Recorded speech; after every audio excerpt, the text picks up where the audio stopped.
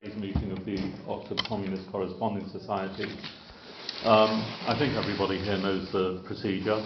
There's going to be an opening introductory talk, which today is going to be given by Ian, followed by a brief period of direct questions, followed by discussion, and then I'll ask Ian to respond to the discussion at the end. The title of today's talk is Value in the Eye of the Beholder? On Subjective Theories of Economic Value. And with that, over to you, Ian. Thank you, Zed. So Adam Smith, Wealth of Nations, 1776, marks the birth of economics as a separate science.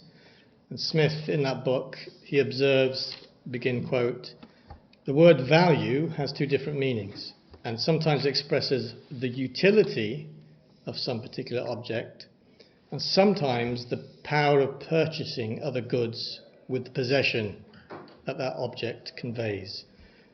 One may be called value in use, the other value in exchange," end quote. So an object for sale has a market price and it has a utility. We tend to use the word value to refer to both of these things. So we might say that this bag of rice is valuable to me because I need it to eat, but it also has a value of £1 in the supermarket. Smith then makes the observation that has become known as the water-diamond paradox. He says, nothing is more useful than water, but it will purchase scarcely anything. Scarcely anything can be had in exchange for it. A diamond, on the contrary, has scarcely any use value, but a very great quantity of other goods may frequently be had in exchange for it, end quote. So water gives life, diamonds only sparkle, yet a diamond costs a fortune, and typically water doesn't cost very much at all. So Smith asks, why are some essential things cheap and some useless things expensive? And Smith and other classical economists that followed him rejected the idea that utility can explain price.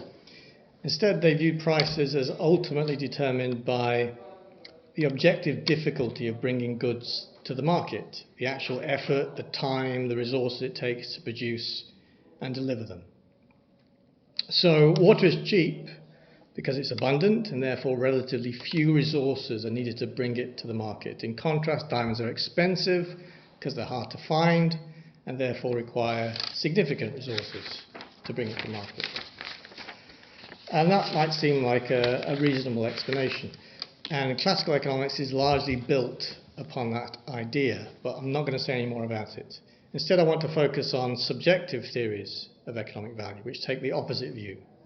Economic value is not in the hands of the suppliers, but in the eye of the beholders.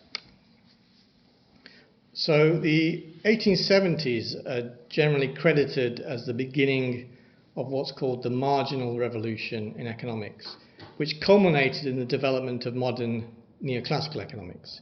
And in this decade, William Stanley Jevons in England, Carl Menger in Austria, and Leon Walras in Switzerland, they independently proposed subjective theories of economic value. And the key idea was psychological. As we get more of something, each extra unit satisfies us less. So if we have no water and we're thirsty, then a glass of water has high utility. But if we've already drunk several glasses of water, then the additional glass has lower utility. And this is the principle of diminishing marginal utility.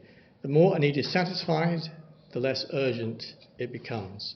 And marginal here means the next small bit, the next little increment. So we consume a variety of goods, not just one. So our preferences order the importance of different goods at any time. As we consume basic goods, those most important and urgent to us, their marginal utilities decrease. And at some point, they decrease so much that the marginal utility of luxury goods exceeds that of basic goods. And then we start to prefer to consume luxury goods rather than the basics. So independent of anyone's unique situation, it might appear that water has a higher total utility than diamonds, but for a particular individual, at a particular time, in a particular situation, it's the marginal utility to them that counts. So once our thirst is quenched, the next glass brings less satisfaction than the first. Then the first diamond, which we have yet to consume, starts to glitter more brightly in our eyes. And that's the key idea. The marginal utility of concrete individuals matters, not any abstract notion of social utility. Now, prices, according to the classical economists, are ultimately determined by adding up all the objective costs of production, ultimately resolvable into fundamental inputs to production, such as labour. And the marginalists turned this theory on its head. Instead, they propose that prices are ultimately determined by the subjective preferences of consumers, ultimately resolvable into the marginal utilities of final consumption goods. The classicals built value from the ground up, from labour and materials. The marginalists built it from the mind out, from desire and choice. And in short, where the classicals looked at factories and fields, the marginalists looked inside the mind. And the early marginalists developed this subjective theory of value, and the handout contains a modern version of their basic model. And what they showed was that given individuals with diminishing marginal utilities who trade freely in markets, and given a definite amount of each good available to trade, then at equilibrium, when markets clear and supply equals demand, then the relative prices of goods are proportional to their relative marginal utilities. So in other words, there's a strict correspondence between subjective preferences and market prices. So the marginalist revolution resolved the water-diamond paradox in a new way. They denied that objective cost of production determine prices. Diamonds are expensive not because they're objectively costly to produce, but because their marginal utility compared to water is high. So this discovery that market prices directly relate to individual preferences was new. We don't find it in Smith or Ricardo or Marx. Of course, the classical economists knew that goods don't sell if no one wants them, but they tended to think of final demand as a given aggregate social quantity. Ricardo, in 1817, he limited his theory of value to goods that could be produced and reproduced by labour, mass-produced goods like things like cloth and iron. And only later did he turn his hand to things like land, whose supply is fixed and can't be expanded. And the marginalists pointed out that, in contrast, their theory, where prices are determined by scarcity and subjective preferences, is completely general. It applies to all economic goods, whether they're mass-produced, such as coats and linen, or not produced at all, such as land and rare artworks. So their theory explained more with less. And so with marginalism, economics ceased to be first and foremost a theory of production and distribution of a surplus. Instead, it became first and foremost a theory of exchange. But these new marginalist techniques were quickly extended from pure exchange models to analysing production and distribution. So, for example, they proposed a new theory of economic distribution. And in this theory, the wages from labour, the interest earned from capital, the rent from land, are all determined by their actual marginal contributions to production. So in other words, everyone gets precisely their just deserts. And socialists in the 19th century, they applied the labour theory of value to point out that workers are exploited, they create more value than they receive in wages, and marginalism directly undermines and attacks that point of view. So in consequence, marginalism was welcomed by the ruling class. It became the dominant economic theory. And in fact, it marks the end of classical economics. And modern economics, right to this day, is marginalist to its core. So I now want to introduce a distinction between marginalism and subjectivism. So the core idea of marginalism is that economic outcomes are determined by these marginal quantities. These marginal quantities are essentially relative rates of change. That is, they are derivatives of functions. And equilibrium outcomes are found by setting these rates of change, that is the derivatives, to zero. And you can see that happening in the mathematical example in the handout. So looked at this way, marginalism is merely the name we give to the first introduction of the differential calculus into economics. But it's very important to notice that marginalism, although it sets up differential equations, it doesn't integrate them in order to study how the economy evolves over time. It just immediately looks for points where the derivatives are zero, the equilibrium points. And therefore marginalism, despite the appearance of using calculus, really just reduces to solving simultaneous equations.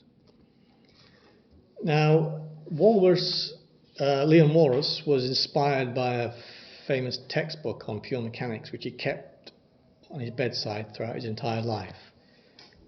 Jevons wrote that marginalism, quote, presents a close analogy to the science of statical mechanics, end quote. And he employs the analogy of a lever or a weighing scale. So marginalism analyzes the conditions under which the scale is in balance. It doesn't look at how a scale might reach balance or whether it can reach balance at all. So marginalism only introduced one half of the calculus, the differential calculus, but it ignored the other half, the integral calculus, which deals with motion and change over time. So there's no real dynamics, there's no history in marginalism. Now, subjectivism arises from marginalism, but it makes additional claims. Subjectivism is the view that economic value in all its senses is determined either foundationally or predominantly or solely by subjective preferences. So marginalism is an analytical method. It studies the edges where relative rates of change are zero and where equilibrium obtains. But subjectivism is a claim about the nature of economic value, that value is ultimately mental, not material. It's in the eye of the beholder. But it just so happens that the founders of marginalism were also subjectivists, although with different degrees of commitment. And I just want to take a few moments to illustrate this. First, they pointed out that market prices are inconceivable without subjective preferences. So any theory of economic value, they argued, is necessarily founded on subjectivity.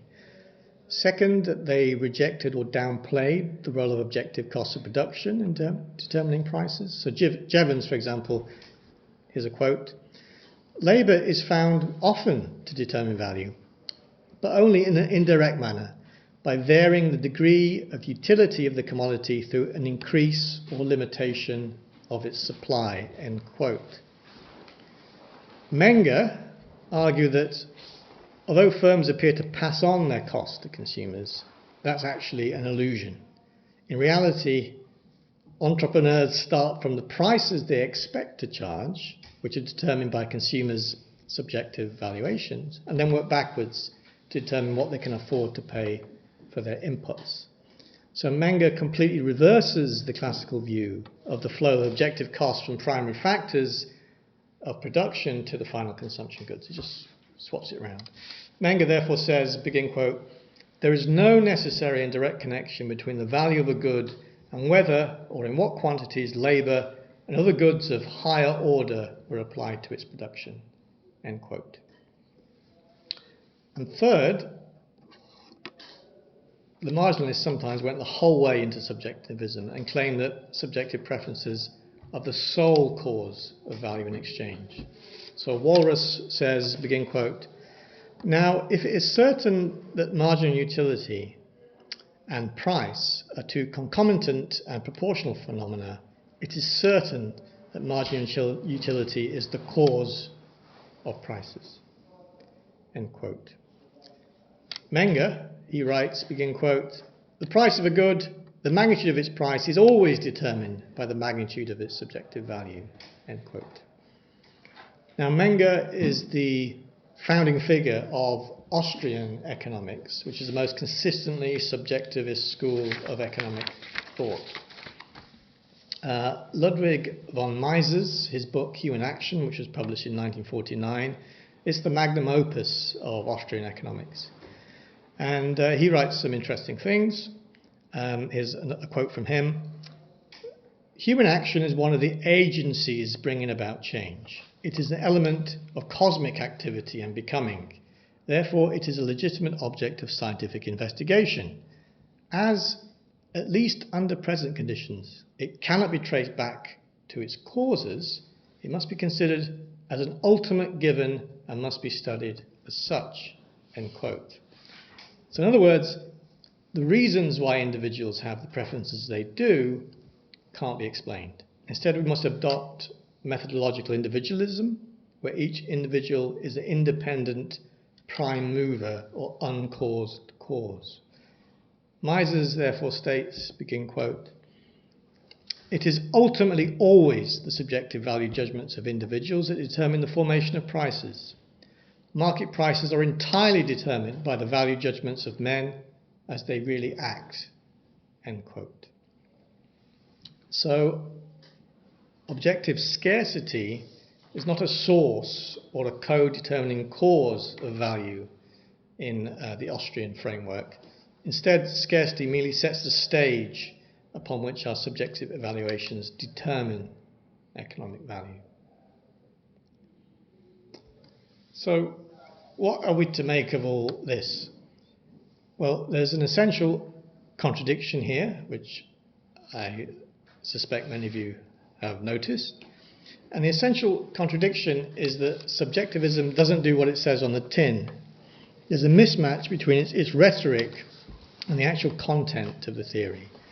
Because if we take the rhetoric at face value and suppose that prices really are entirely determined by subjective preferences, then it follows that we can all collectively agree to subjectively value planes less than pencils and therefore all have our own private jets.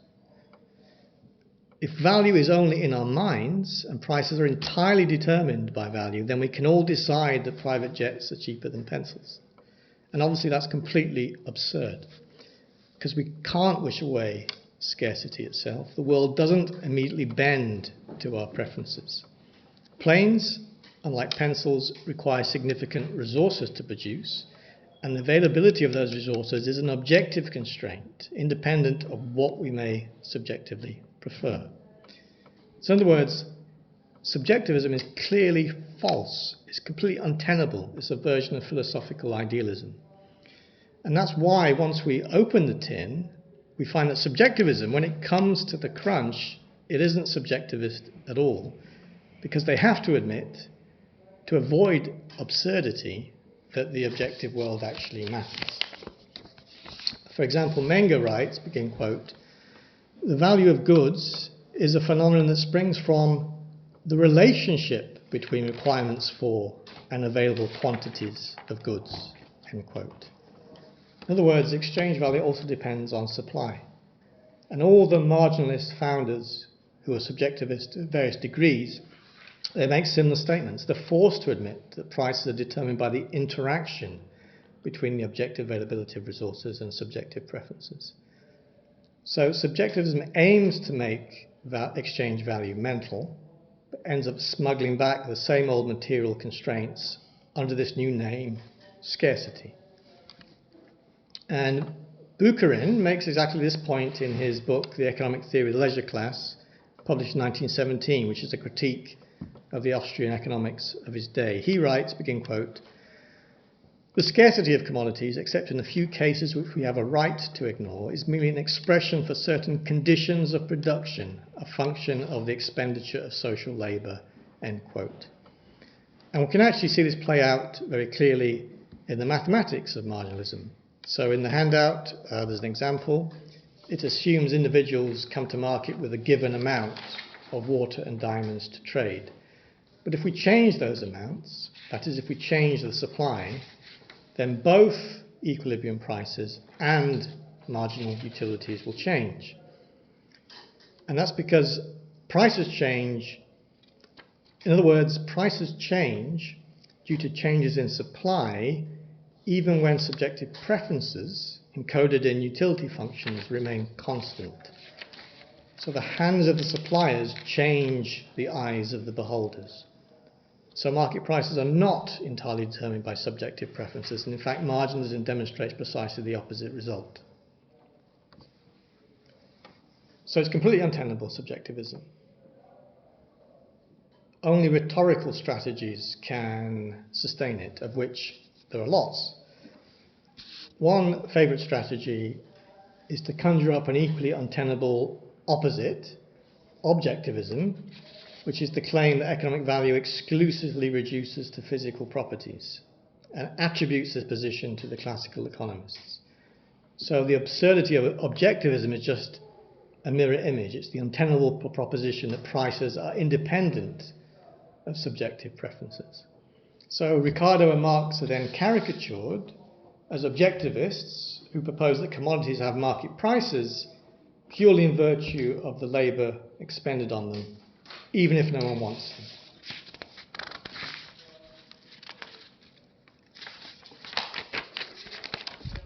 them. Why is subjectivism important to the Austrian school? Why does it form the hard core of their belief system?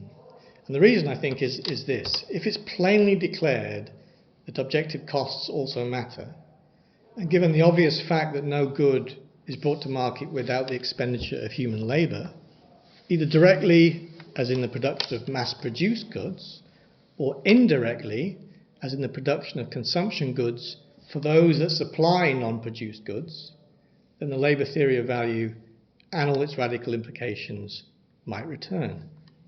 So subjectivism, by denying any objective anchor for value, it shields capitalism from its most dangerous critique, which is that workers create more than what they're paid for. And this proposition must be denied not only at all cost, but also for all profit. So Austrian economics, despite its alignment with the ruling class, is a minority school of thought today, for the simple reason that although Austrians would prefer subjectivist theory of value, economic reality doesn't really supply it. Because in economics, there's no escape from the fact that both supply, the production side, and demand, the consumption side, both matter. So the neoclassical synthesis of the early 20th century, which is dominant today, reconcile the two traditions of objective cost and subjective desire by saying that both matter. So Alfred Marshall, writing in his 1890 Principles of Economics, which was a very popular textbook in its day, addressed the controversy whether cost of production or utility governs value. And he answered, this is like arguing over whether the upper or lower blade of a pair of scissors cuts the paper. Modern general equilibrium theory has both blades. Production functions, with diminishing returns to scale, describe how labour and capital combine to produce goods. And utility functions, with diminishing marginal utility, describe how individuals combine goods to satisfy their wants. Firms maximise profits, individuals maximise utility. They're working at their margins, the differential equations, the differential is set to zero, and the forces of supply and demand then jointly determine prices that clear markets. So when the two blades are brought together in equilibrium, it turns out that market prices are proportional both to subjective marginal rates of substitution between goods and the objective marginal cost structure of firms. In other words, market prices serve many masters, both subjective desire and objective reality.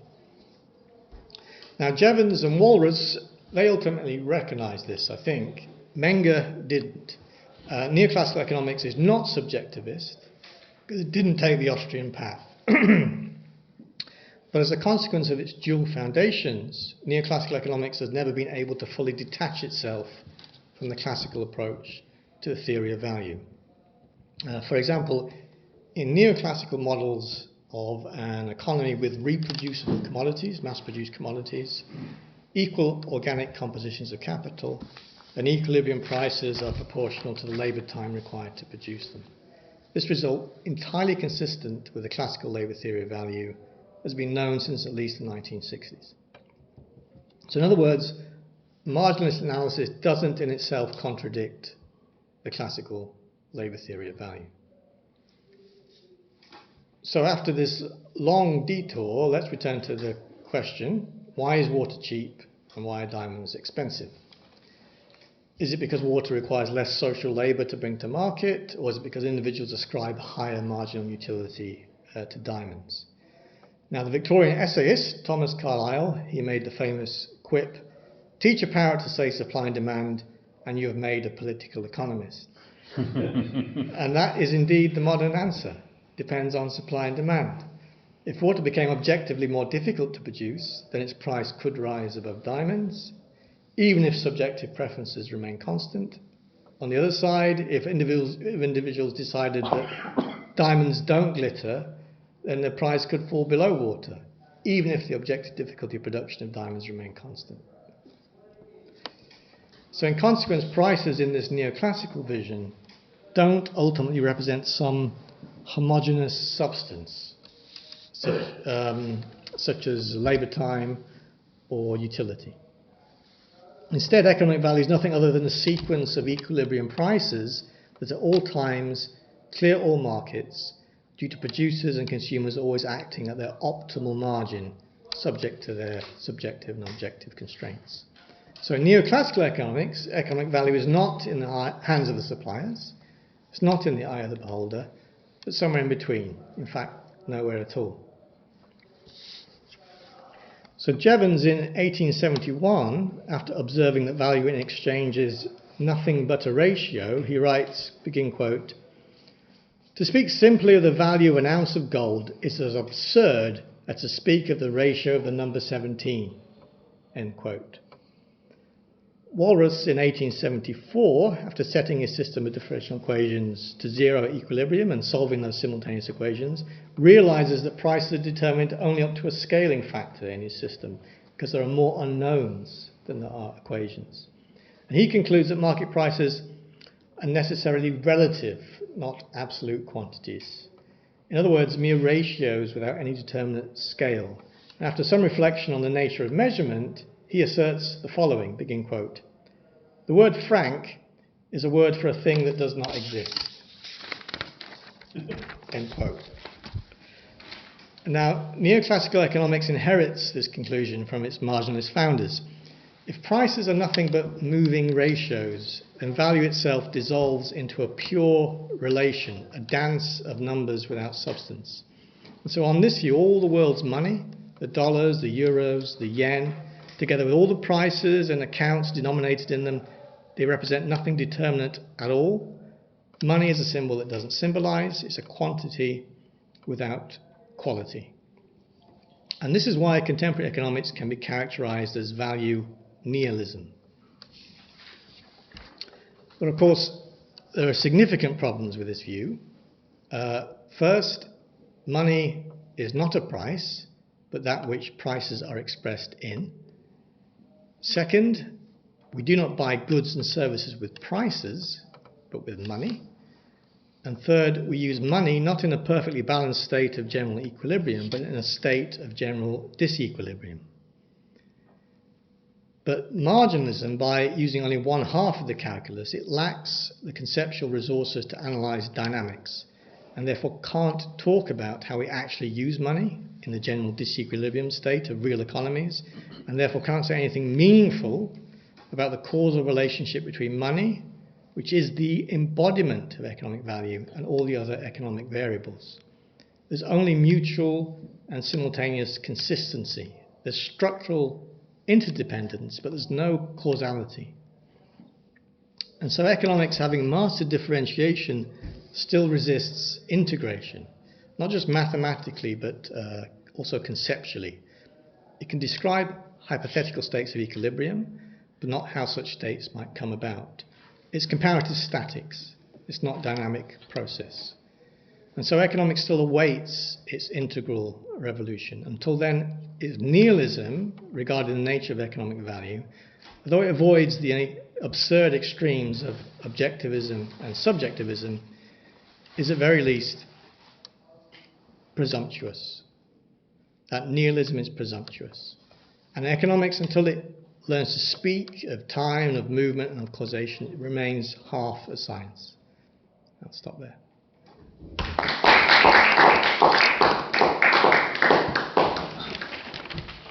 Okay, well, thanks very much. Does anybody have any brief, direct questions, first of all, points of clarification and so on? Yeah. Just the spelling, Menger, the economist. Menger. Menger. I don't recommend that you read him. Just a Wikipedia search. Ah, sure. Yes. Anybody else? Okay, so in that case, I open it up to general discussion. Anybody have anything to say? Yeah. It's a chippy, I guess.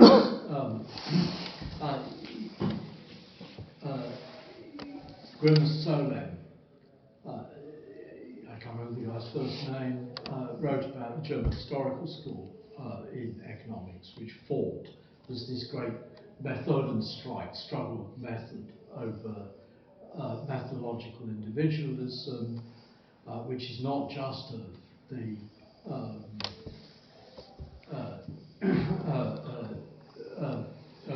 Menger, but also actually much wider. It's the whole of the Austrian. It's also there. It's there in early Hayek, and so on and so on and so on. But Grimm's Solem's point, which is interesting, and is that marginalism arose in universities in which economics was taught together with law, whereas the historical school, which opposed marginalism because it said what we have to do, was much more interested in production functions and how things are production implications, and also in national economic planning and social planning and stuff like that, arose in universities in which economics was taught together with history. There were basically two in Austria, Germany and France, two places where economics was taught. Either it was taught together with law or it was taught together with history. I was sort of interesting that this isn't Grimm's Solem's point, but it's, I think, a further point of interest. Between the Code of Justinian and the 19th century, there existed in continental civil law a doctrine called the doctrine of liceo enormis, under which if goods were sold for more than twice value or less than half value, land or goods were sold for more than twice value or less than half value, the vendor or the purchaser, as the case might be, could rescind the contract on the basis of repaying. English law didn't directly have liceo enormis, but it had an analogous doctrine, which was that if I purport to sell land for a quarter or less of its market value, of the usual market value this is, the court will presume that this was not actually a sale, but a fraudulently misrepresented mortgage. And then I can, by paying the amount that was paid to me and interest at the legal rate of interest, I can recover. The other thing which went along with that was legal maximum rates of interest. The absence of the abolition of legal maximum rates of interest is an innovation of the 1850s. Roman law has legal maximum rates of interest. Medieval law technically, Islamic law technically disallows interest but has all sorts of loopholes. Christian law technically disallows interest but has all sorts of loopholes. But every pre-modern European society has maximum rates of interest. And in fact, England in the whole of the Industrial Revolution had legal maximum rates of interest.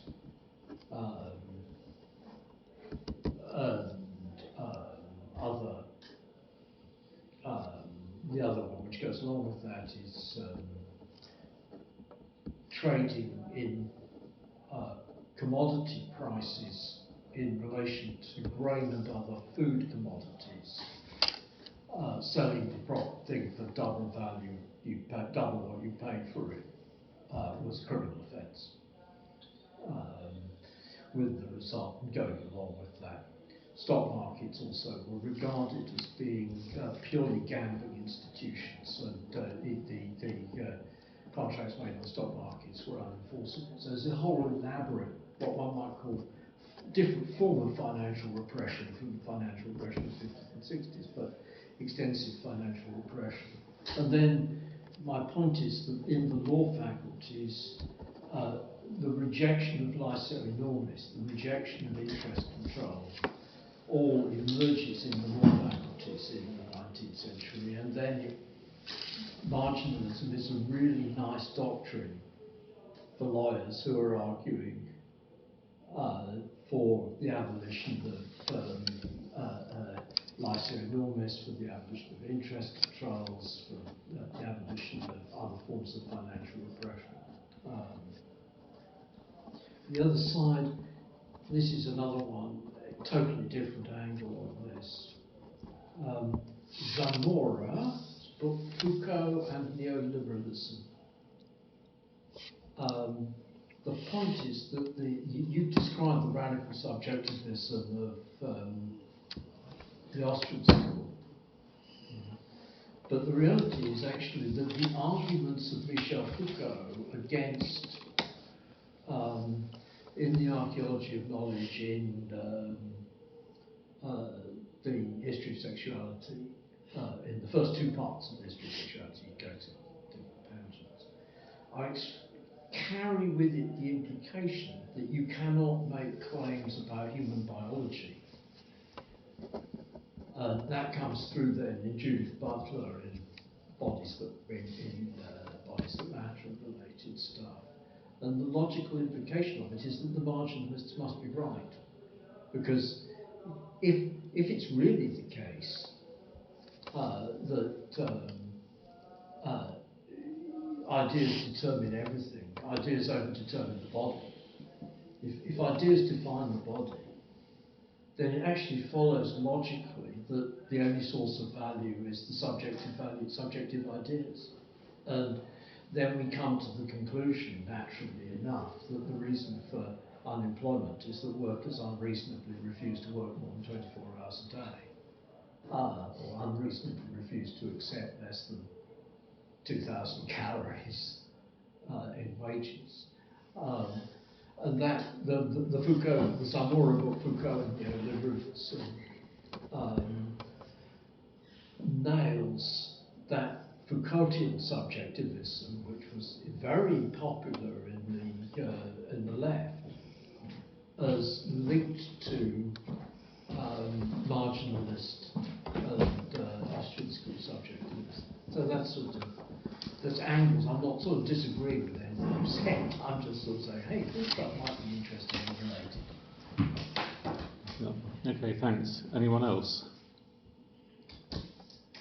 Yeah. Yeah, just like share thoughts.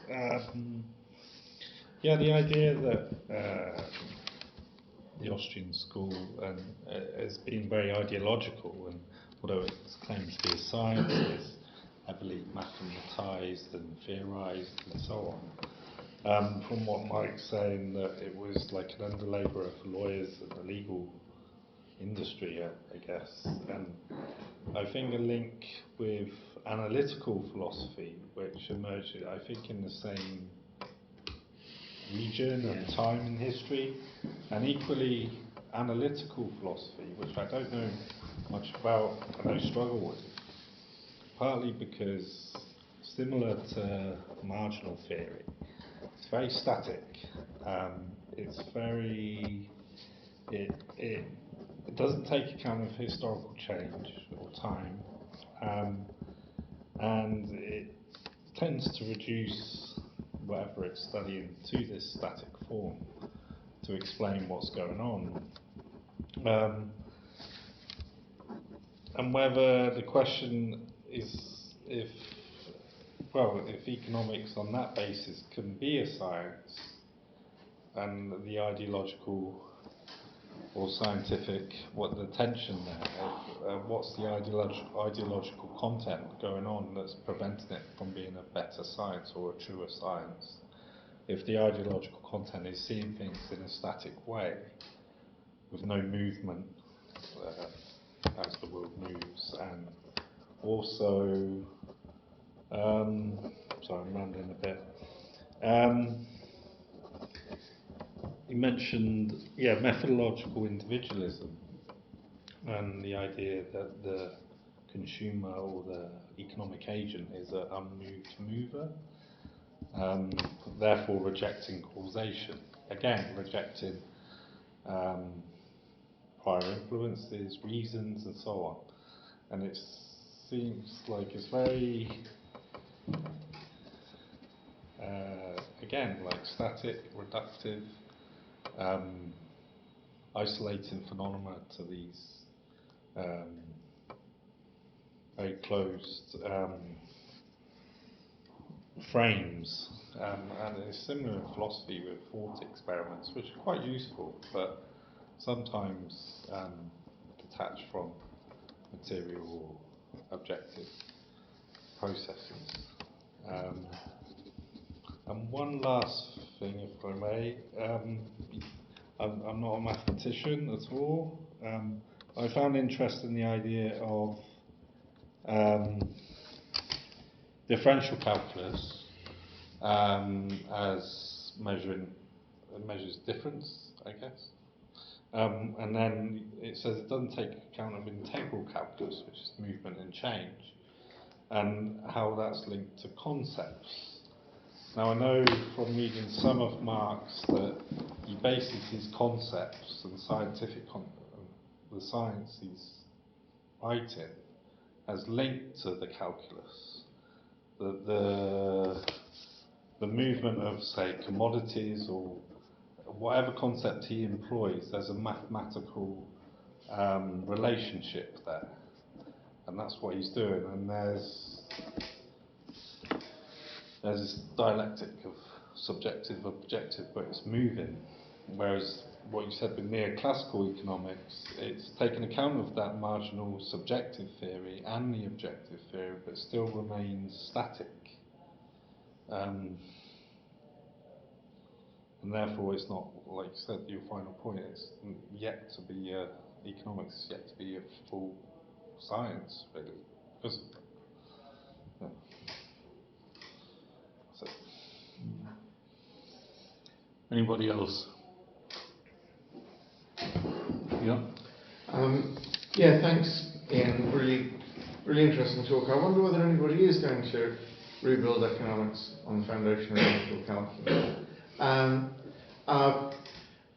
Just to substantiate the ideological role of marginalism. In this country, one of the groups of people who were the keenest for a while preachers of the gospel of W.S. Jevons was the early Fabian Society. If you read Fabian Essays in Socialism, 1889, it starts out with a recapitulation of Jevons and claiming that this is what Fabian politics is based on. And I think it's fairly clear that they're doing that in order to dish Marx, that they think the other lot have got their theory of value and their politics is built on that or related to that. So we need to find an alternative, and that'll turn out that we need reformism and gradualism and working through the county councils. And later on they forgot all about Jevons. Once there were certainly once Keynes came along, Fabian said, oh, okay, we'll get our economics from there instead. We're not going to bother doing. And even in that 1889 book of essays, after the section on it, they then don't come back to it. It's just their playing a purely ideological role to say, we've got our alternative to we've got our alternative to Marxism, so we've disposed of that, and now we can argue for county council reform or whatever the general things that they argue for. So that's one example of how it's been used, and with the fact that they dropped it, it shows that that was never really the driving force in Fabian thinking. They had their political program before, and they picked up marginalism as being a useful way of arguing against Marx. We could decide that, if we all did decide, that a gram of diamond was less valuable than a gram of water. The result would be that no diamond would be mined at all. Presumably there are other rare, difficult to locate minerals that in fact nobody wants because they don't glitter. Asbestos. Yeah, asbestos. And the result is not that we all have as much of them as we want, but that we don't have any of them at all because we don't want them enough for anybody to produce them. I suppose that's true of planes and pencils as well. Yeah. That if we decided that a plane is worth less than a pencil, nobody would be able to manufacture planes. And there are probably anyhow, I mean that there is an element of utility there in terms of use value. That if we have no use, that if to me a plane is not worth anything and a pencil is worth 50p, but a plane is only worth 40p and maybe I won't even pay that for it, then if everybody shares my feeling on that subject, then just no planes would be produced. But yeah, I'll stop there. Yeah. Anybody else? I was going to chip in also. I like the use of Bukhari. I think that's a great book, Economic Theory for Leisure Class. It's extremely, I read it, got it in my youth, and it really is extremely readable.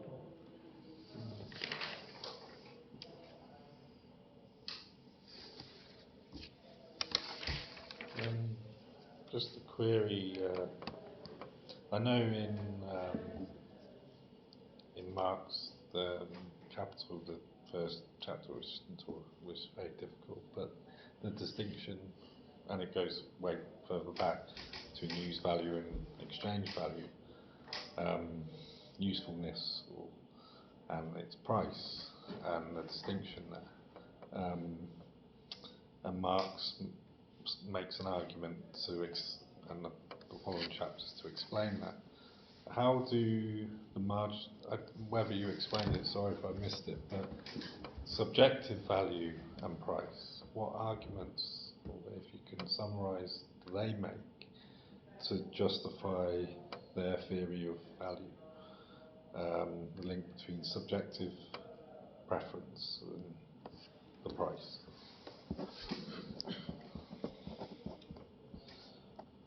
The relationship between the two. Anybody else? Okay. Well, if there's nobody else, I've got one or two thoughts. This idea of marginal utility is. I mean, I get that. I mean, I can understand why the more of something that you've got, the less inclined you're going to be to have. You're not going to be as desperate to get even more of it. Now,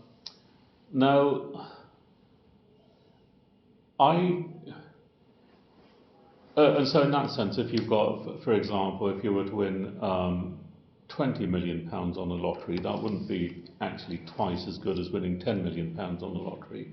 It'd be about the same. The feeling would be about the same. You'd feel, well, you'd feel surprised if you don't actually buy a lottery ticket. But you know, I don't see how winning £20 million on the lottery actually feels twice as good as winning £10 million on the lottery, and you know, possibly £500,000. I can see 10 million as opposed to £500,000 maybe, but even that is a bit hazy. Now, what I don't understand is that people that have a lot of money, the kind of real multi-billionaires. See, if I was in that situation, I agree with this marginal utility stuff. So I would have very little inclination to try and accumulate even more, or at least it feels to me that I would have very little inclination to accumulate even more. But the situation I'm in at the moment, I try to get as much work as I can, and I try to make as much money as I can. But that's because I actually need the money to survive. But if the amount of money I was making was of a completely different order of magnitude, it wouldn't. It feels to me, at least, maybe if I'm in that situation it might be different, but it feels to me at least that I wouldn't have put much of a drive to accumulate much more. Whereas it seems to me that, from what I can see, that the people that have really got lots and lots and lots of money, I mean, look, like your Elon Musks and your Jeff Bezoses and people like that, they seem absolutely committed to accumulating more and more and more of it. And I just don't understand that. It's maybe not relevant, it's maybe completely off topic to this discussion.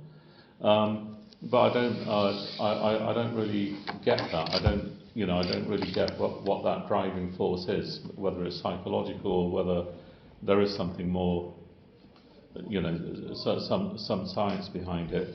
But I suppose money is a funny kind of commodity anyway. It's a very unusual commodity in the sense that its utility value is its exchange value is its utility value. Okay, what you use money for is to exchange it, so there's no distinction between exchange value and utility value. So in that sense, I suppose, if you're the type of person that has got £100 million, then you're not going to be willing to swap £1 million for £500,000 because it's not worth as much to you, or maybe you wouldn't really care. I don't know. So I don't know if money's I don't know if the fact that money is a strange kind of commodity has got something to do with that, or whether that's just whether that's the lines I'm thinking along are complete nonsense. I'm not sure. Anybody else? Yeah. Yeah. Okay. Mike first, and then Ed. Yeah, that kicked us all off thinking. I think there's a subjective element, which is that the person who gets millions has to have a strong motivation for being better off than other people. And that's slightly like people write about the theory of these marginal utility stuff is that the economic actor is a rational actor. But several people have written about the idea that the rational actor is a sociopath. Because once you start taking other regarding preferences into account, i.e. that you're thinking about other people, the whole thing breaks down. It becomes the scheme of utility maximisation fails, so that it explains the motivations of people.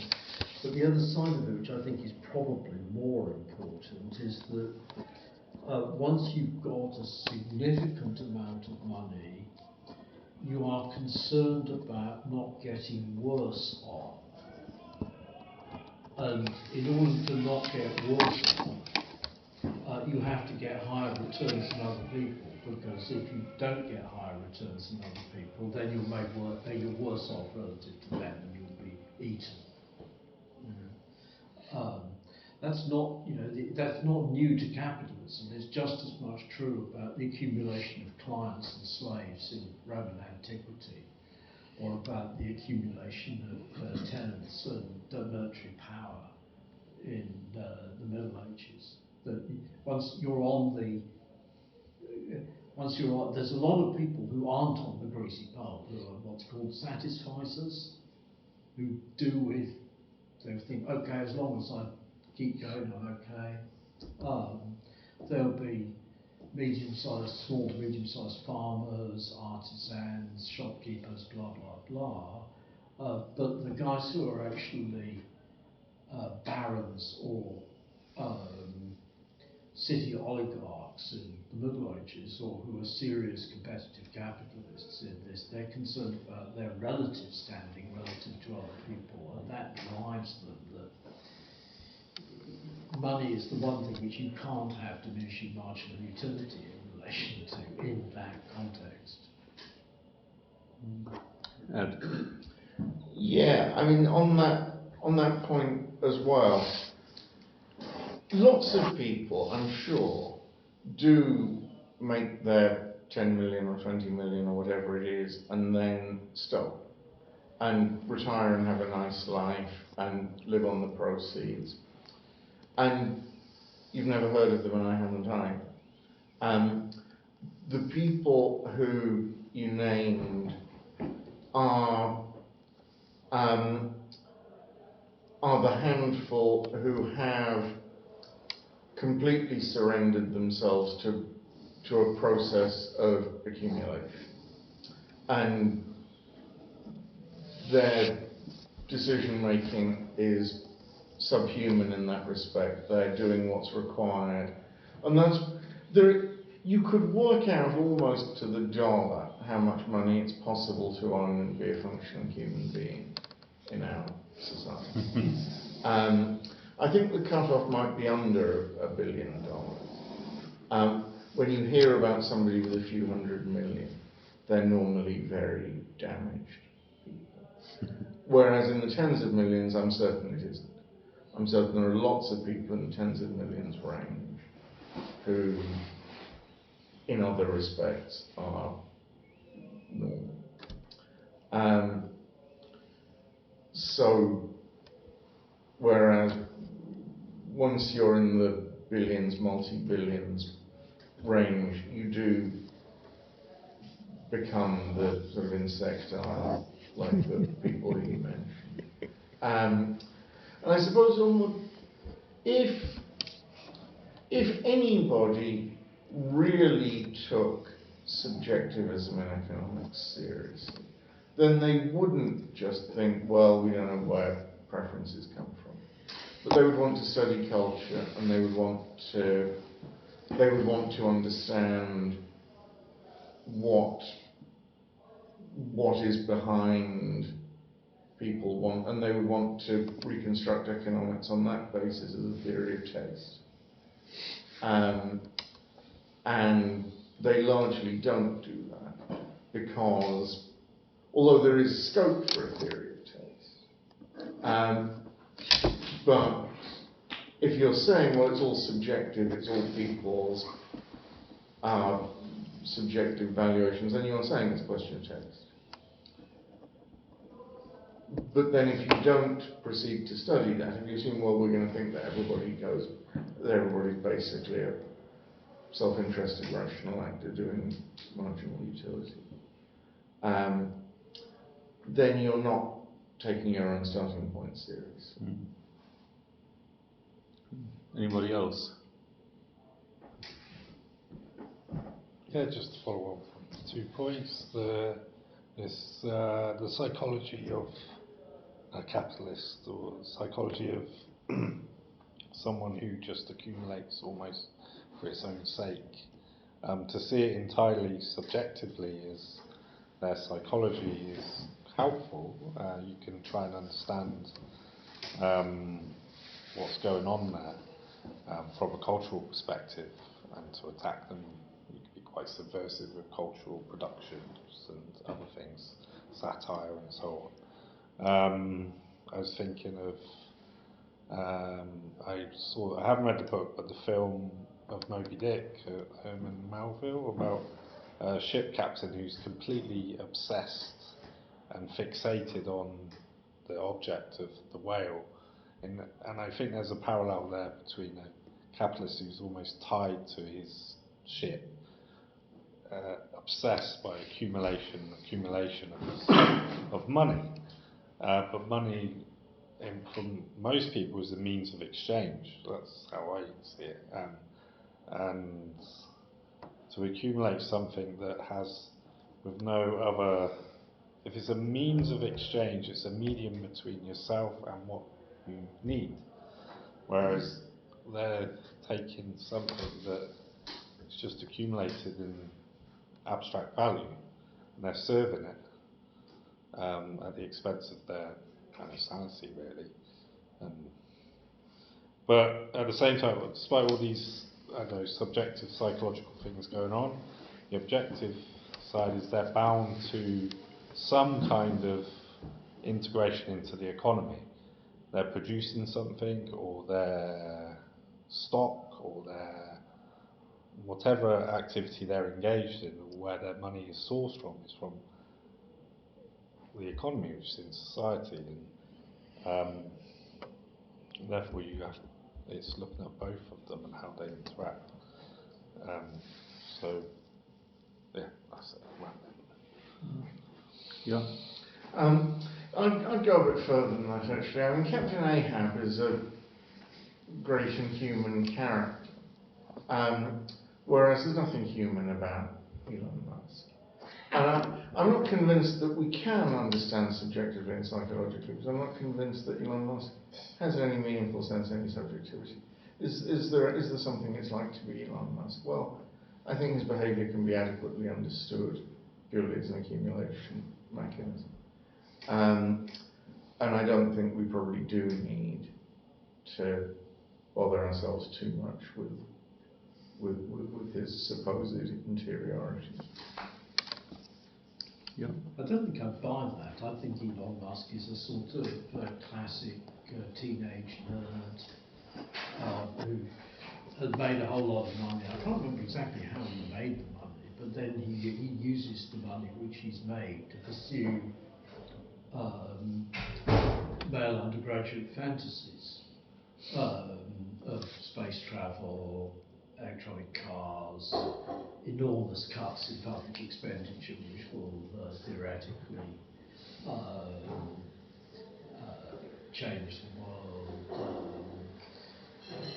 It has that, and you can see it also actually a different way with, I can't remember the guy's name, Palantir, Peter Thiel, Palantir, and associated with it, Andy O'Reilly.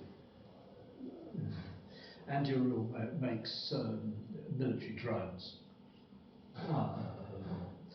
Flame of the West. These guys are sort of, they're actually into talking worldview in which the United States is Gondor and China and Russia are Mordor.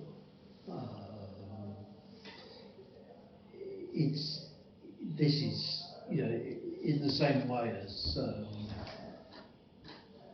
there's a sort of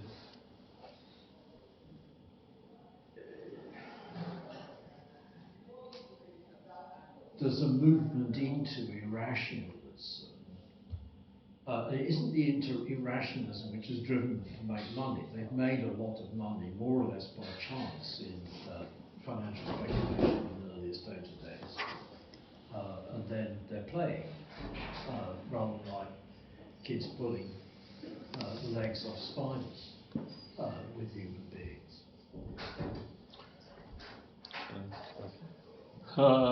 Yeah, Just go on. quickly, talked about how marginal utility theory was developed in the context of law, and supporting legal cases related to, say, I guess, contracts and so on, and how it's developed over time. He talks about relative values, and money is kind of ephemeral, it just floats around, and whether that way of thinking was in the context of the development of financial services to a greater degree than what existed before. Just a query about that. Value nihilism, and that link to what Mike's saying about the irrationalism. Whereas I think early critiques of Marx, especially of capitalism and capitalists, were related to their religious ideology. I think the contemporary capitalists or ruling class have this irrationalist mentality, and someone like Nietzsche is their guide or whatever. He's very popular amongst financial wannabes and entrepreneurs and so on in the city. So that irrationalist mentality, and how that links to the idea that money and value nihilism is completely divorced from material process. Because it's completely divorced, and this subjectivist view of money is a reflection of the crisis, where climate crisis and all the other problems we have in our society, of poverty and so on. If you're seeing money as a means of economic exchange completely divorced from reality, then it's irrational. So to attack the ruling class on the basis of their irrationality, I think is important. Okay. Yeah, certainly agree with that irrationalism. I mean, Nietzsche is known. All the billionaires think they're going to live forever. They all believe in personal immortality if you can afford to pay for it, which means they will all die failures, but they won't even know they are doing, because they'll have their heads frozen, so they'll die happy. But I'm going to push back slightly on the idea that Elon Musk is a human being. I mean, up to a point, there's a thin ideological cover. But if somebody just made their fortune by being in the right place at the right time, and then thought, woohoo, I can spend it on my hobbies and my enthusiasms, you'd expect their wealth to trend down over time, or at most to stay static, because they were spending the money then on things that they felt passionate about, but that didn't. If he really put all the money into madcap projects like colonising Mars, but he puts the money into very profitable satellite communications, and the colonising Mars stuff is an ideological spin on clustering up the night sky with communication satellites, and those operations are all very profitable, and his wealth goes up over time. Well, maybe there's still enough of him left that he believes the ideological cover, but I don't think he's just pursuing his own dreams or his own enthusiasm. Yeah, well, my question wasn't specific about Elon Musk specifically. I mean, he's, you get plenty of these other types that are not necessarily building rockets to Mars. I mean, like Jeff Bezos, for example, the person who's the head of Amazon. Now, I wonder if there's an element of it that's like, I mean, I'm not sure about pulling legs off spiders, although that might, there might be an element of that as well. But I'm thinking more of, if you start doing something, you want to get it, at least a certain proportion of people just want to get good at it, just for their own personal self-fulfillment. Like, if you find that you're a half-decent cook, you want to get better at cooking. if you find, even as a kid, if you're walking along the road, it's completely irrationally, you might want to just avoid stepping on the cracks in between the paving stones. And not everybody's going to be like that, but a small proportion of people get obsessive about things like that. If you're playing a video game, you want to play it over and over again to get the highest score that you can. And again, not everybody, but there's going to be a tiny fraction of people that are like that. So I just wonder if it's like that with people that have got masses of money, that there's a small proportion of that. I mean, a large proportion of people, like, as Ed said, is people that I've never heard of and he hasn't heard of. But I just wonder if the people that we have heard of are the small proportion of people that kind of just get obsessed in a similar kind of way to not stepping on cracks in the paving stones or getting a high score at. You can tell when I used to play video games, a high score at Space Invaders, or anything like that. And to them, it's just like some kind of video game. That just seeing their bank balance go up and up and up, completely independently of what they can actually do with that money. I mean, I don't know. I'm just speculating. But is there anybody else before I ask Ian to come back on what he's heard? No? Okay, well, in that case, in a moment, I will ask Ian to come back on that. But before I do, just want to say that next week's meeting of the Oxford Communist Corresponding Society is also going to be in this building, next Thursday at 7:30. And the title of that is By Saints Below and Saints Above, Class Struggle in Early Methodism. Okay, by saints below and saints above, class struggle in early Methodism, and I invite people to come back to that. And I also invite Ian now to respond to any aspect of what he's heard that he wants to respond to. Yeah, thank you very much. Lots of interesting things that were brought up. I'll just respond to a few, not all. I thought it was very interesting you bringing up analytical philosophy in the context of Austrian economics, because, and this is where my history of thought will let me down, and if anyone has better, chip in. But yeah, so in Vienna in Austria, that's also where logical positivism kicked off, and I think a good proportion of logical positivists were actually socialists, and I think there was one or two of them were linked with a socialist experiment to set up a local socialist sort of council, and it was quite radical at the time. And I do think people like Mises in particular may have had direct knowledge of that and were reacting against that specifically. So there's a definite link there between some of the Austrians' hatred of socialism, Marxism, and some of their own personal experiences. Also, it's also a good question about why analytical philosophy is in general sort of static. And it's a very good question. And I think if you look at formal logic, so for instance, propositional calculus, predicate calculus, and other kinds of formal logical systems, they're not static in the sense that you deduce inferences by applying inference rules, and that's a process of discovery, although a mechanical one to a certain extent.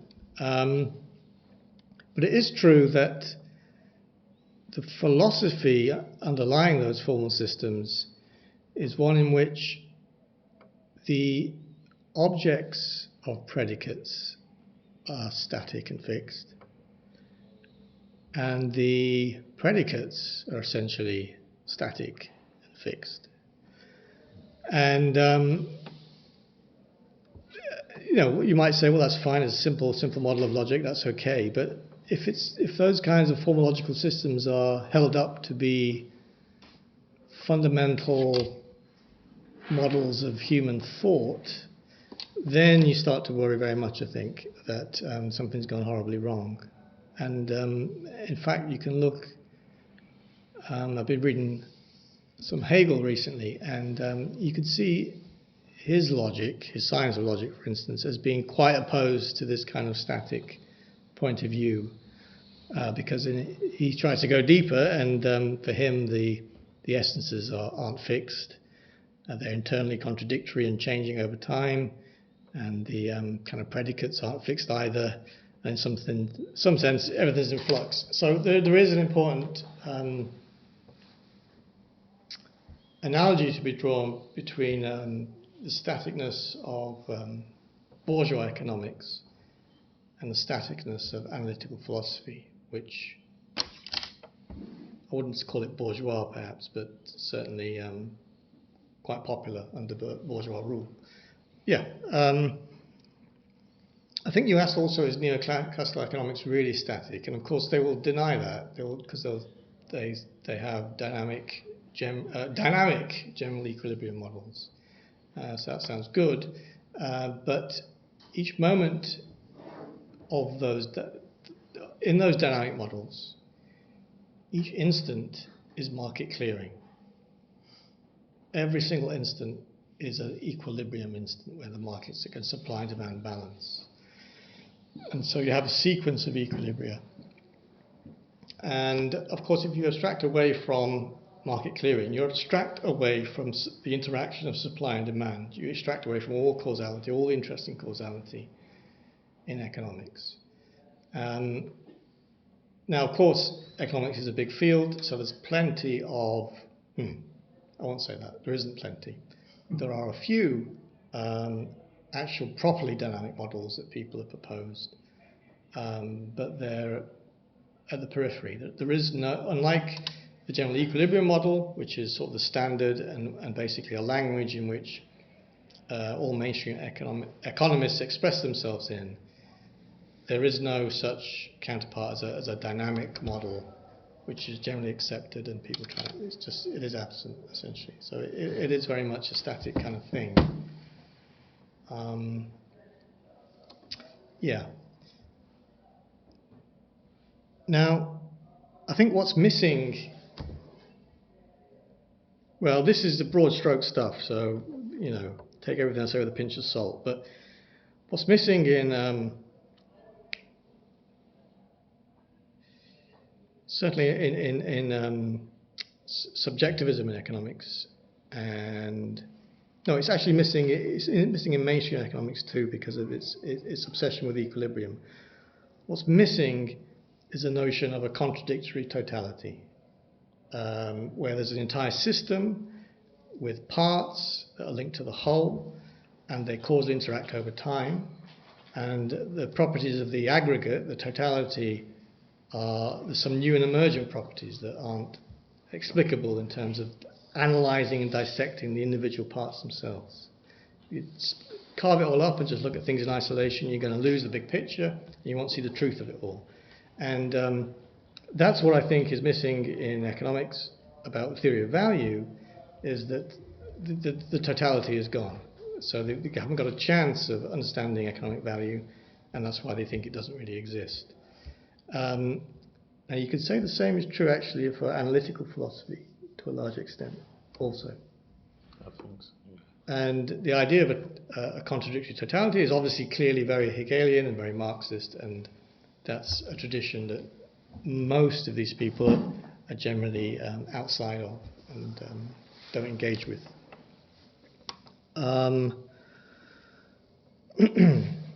So I enjoyed all the talk about rich people, and I think you're completely right.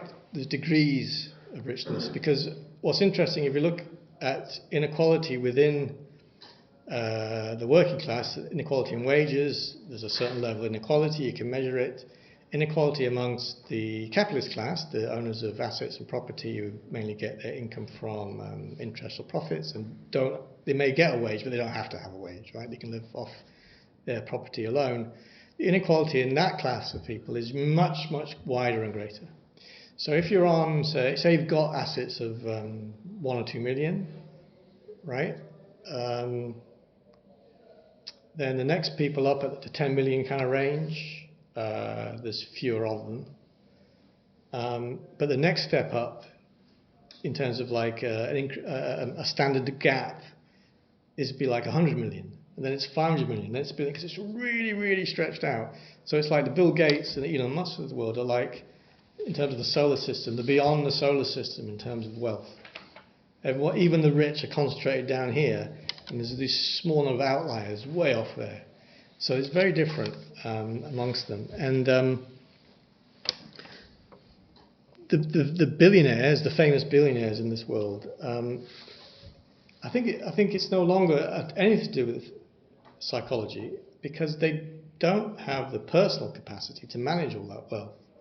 So they just have the family office. They employ people to manage their wealth. And they just say to the family office, the family office of Bill Gates might be 50, 100 employees, just please manage my wealth and get a decent return. And they forget about it. And it's so much money that the risk is spread throughout the whole economy, so they can hardly lose, really. They'll eventually get average rate of return, no matter what they do. I mean, basically they can't lose at this stage unless something catastrophic happens. So the capital is almost outside of the individual. It's spilled over from an individual's head into a whole structure. Having said that, Elon Musk is in many ways a Christ-like figure, because the real God of capital has entered him, and it's been full kenosis, and he's been emptied and inhabited by the real God. And very much like what happened to Christ. And of course this raises various metaphysical subtleties that maybe we can't answer today, but I know Christians are worried about how that works over the years. In many ways a Christ-like figure. Now, you made a point about the financial class and money being unreal and not linked to the objective world, and I think that's definitely true. I think, and that's the point that Bukharin made in his book. He claimed that subjectivism and marginalism in economics was a product of the bourgeoisie in a declining state, more divorced from immediate production, unlike the heroic Victorian entrepreneurs. They were more just coupon clippers who had property claims. They didn't really see how things were necessarily produced, or not interested in it.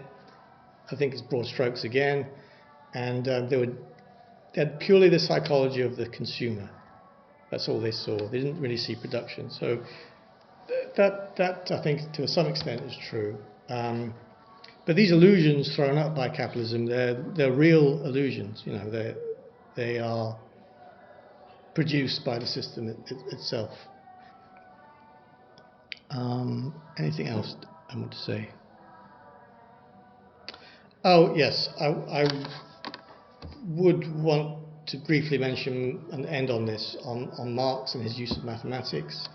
So in Capital, he uses very simple algebraic relationships. He does essentially have simultaneous equations, volume 2, although not fully general. And he did spend a great deal of time when his wife was ill, because I think he couldn't handle that. He threw himself into a study of the calculus, which I don't know if you know, but there's hundreds and hundreds of pages of notes of Marx on the calculus, because he wanted to use the calculus to understand the dynamics of capitalism. He even said that in some letters he wrote. But of course he was also interested in the integral calculus, not just... He was interested in the calculus precisely because it introduces movement and change. And so he wanted to use it in a completely different way to what it's used by the marginalists. All right, I'll stop there. Thanks. Okay, thanks very much.